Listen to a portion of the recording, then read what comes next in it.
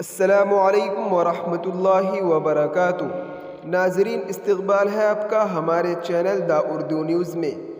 دہلی کی ایک عدالت نے 2020 کے فسادات کے دوران پولیس اہلکاروں پر بندوق تاننے کے ملزم شاہ رخ پٹھان کو ضمانت دے دی ہے۔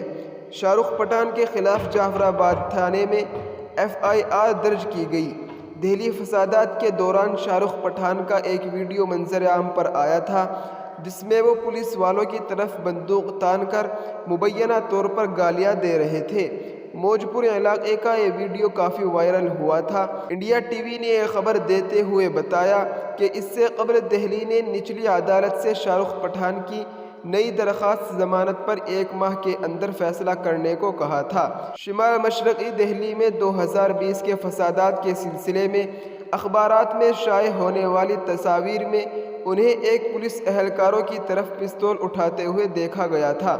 پٹھان کے وکیل نے ہائی کورٹ سے درخواست کی تھی کہ وہ ان کی زیر التوا ضمانت کی عرضی واپس لے اور انہیں راحت کے لیے نچلی عدالت سے رجوع کرنے کی اجازت دی جائے، کیونکہ صورتحال نمایاں طور پر بدل چکی ہے۔ جی ہاں ناظرین، یہ اس وقت کی بہت اچھی خبر ہے۔ دعا کرے کہ اللہ تعالی ہندوستان کے مسلمانوں پر رحم فرمائے اور اللہ تعالی ہندوستان میں امن و امان قائم فرمائے، آمین۔ السلام علیکم ورحمۃ اللہ وبرکاتہ۔